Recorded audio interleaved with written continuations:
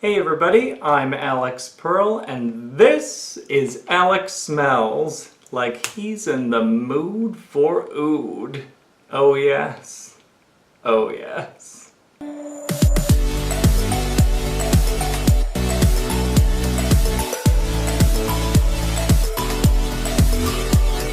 Today I'm going to be talking to you about Calligraphy by Aramis. Although technically you could say it's Calligraphy by Estee Lauder. Either way you'd be right.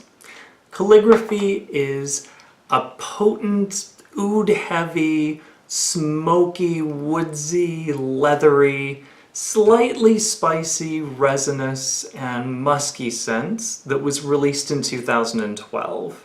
And today I'm going to be talking to you about the original Calligraphy, although there are two flankers. There's both Calligraphy Rose, which I have right here, and Calligraphy Saffron, which I don't have yet. Each of these scents was released in eau de parfum, and as I said before, they are potent, so there's no need to spray a billion times. I am the most guilty person in the world of overspraying, but any of these, take it easy. So there are two different bottle designs. You probably saw before, this is one of the two different designs where you've got this silver metallic cap that just squeaked horribly. And then right over here, the bottle of Calligraphy Rose that I have has the original bottle type. It's got this square black wooden block to top it off, and I think that that looks really classy. It's cool. It's a bit different. I like them both. People on the internet are gonna hate on one or the other. You know what? I don't really care, because the scents are cool. So deal with it. So without further ado, let's get into the notes according to Base Notes and Fragrantica. They say that the top notes include cardamom, lemon, and cinnamon. That the middle notes are myrrh, saffron, and rose, and the base notes consist of patchouli, amber, musk, and oud.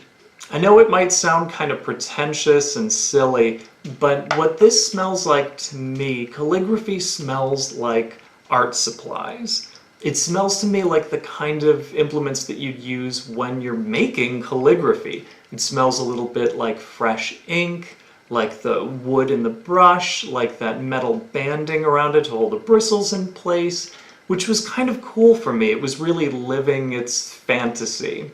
So the actual notes that I picked up on, you get oud immediately. It's super strong, and it's this smoky, almost chemical-y smell.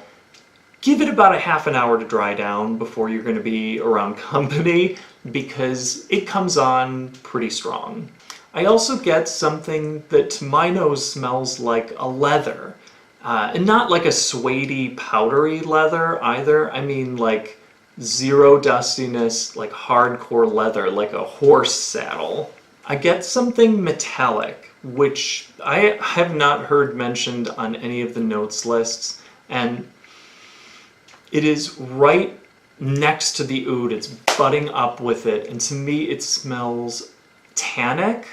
It smells like nickel or copper or steel or something like that. I'm not sure if it's the saffron right up next to the oud. I'm not certain. But to me, it smells a bit metallic. So late in the dry down, you do get some of the other notes. I get a little bit of the myrrh, the bergamot. Well, I know they say lemon, but it smells less lemony fresh to me and more like a smoky bergamot. I get some squeaky clean patchouli.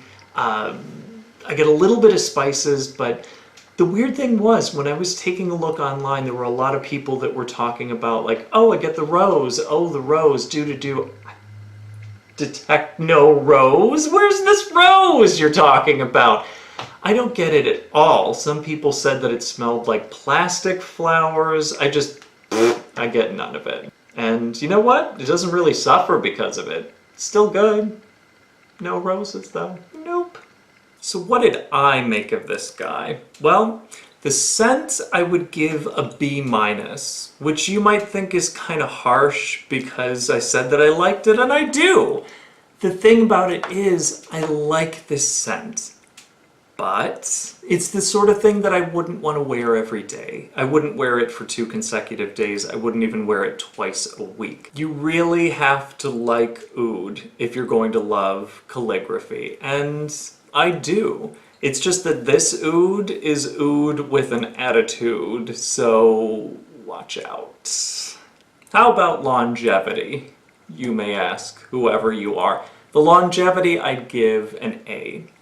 5 hours after I applied this morning, I gave my wrist a smell to see how much of it was left, and actually, it still packed a bit of a punch.